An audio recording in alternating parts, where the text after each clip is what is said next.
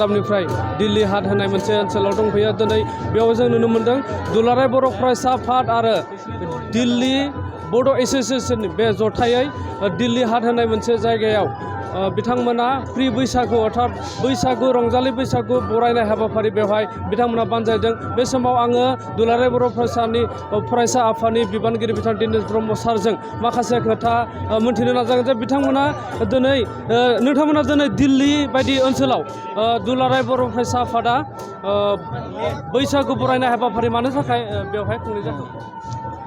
खुलुमबाय। आं गिबियावनो बर'नि आंगो रंजालि बैसागु फोरबोनि गाहाम हामलायनायखौ बयनिसिमबो आं बावहरनाय जाबाय। जे जों मिथिगौ बर' हारिया नर्थ इस्टनि मोनसे थागिबि हारि आरो बे हारिनि हारिमुवा बयनिख्रुइ जौसिन ट्राइबेलफोरनि गेजेराव दा बर'नि आंगो फोरबो रंजालि बैसागुखौ जोङो आसामावल' दोनालासिनो भारतनि खना खनला आरो बुहुमनि खना खनलायाव जों मिथिसार होनो गोसार होनो थांखिजों दुलाराय बर' फरायसा आफादा 10 आरो 11 एप्रिल 2022 मायथाइयाव जोङो दिल्ली हाटआव जोङो साननैनि गाजा गोमजा हाबाफारि लानानै बर'नि आंगो रंजालि बैसागुखौ जोङो बुहुमनि मानसिफोरजों जों सिनायथि होनो थाखाय जों बेवहाय साननैनि मेहेरगोनां जों हाबाफारि लादों। बेल' नङा, जोङो आगु रंजालि बैसागु फोरबोखौ खुंनायनि गेजेरजोंनो बर'नि जिखिनि हारिमुनि फोरबोफोर दङ बे फोरबोखौबो जोङो बुहुमाव बयजोंबो सिनायजाहोनो थाखाय जोङो बेवहाय दुलाराय बर' फरायसा आफाद आरो दिल्ली बड' एस'सियेसननि जथाय बानजायनायाव जोङो साननैनि हाबाफारिजों दिल्ली हाटआव जों खुंफुबाय थादों। आरो बिनि अनगायैबो जोङो बर'नि जारिमिन बर'नि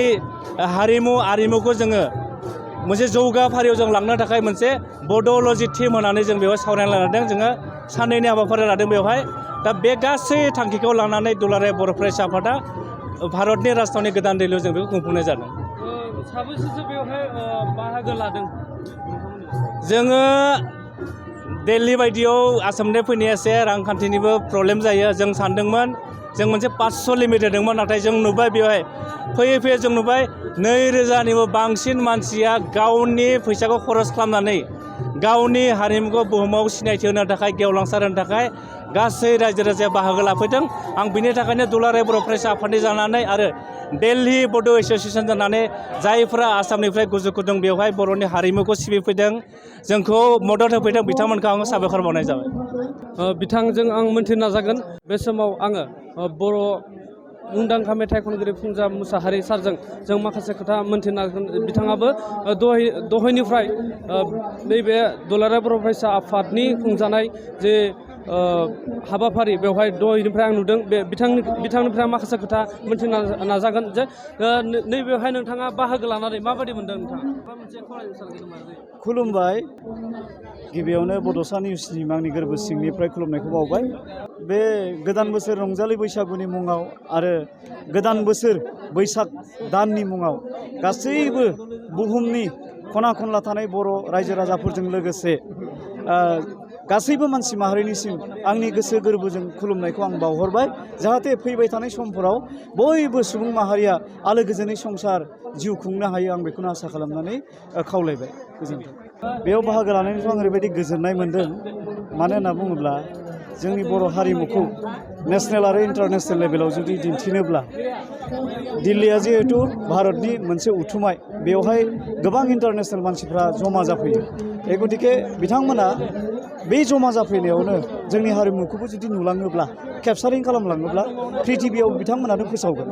आरो लोगोसे आं बुंनो सानो मानसि हिसाबै जोङो आलासि जालायनाय मोनसे हाबाफारिया थानांगौ।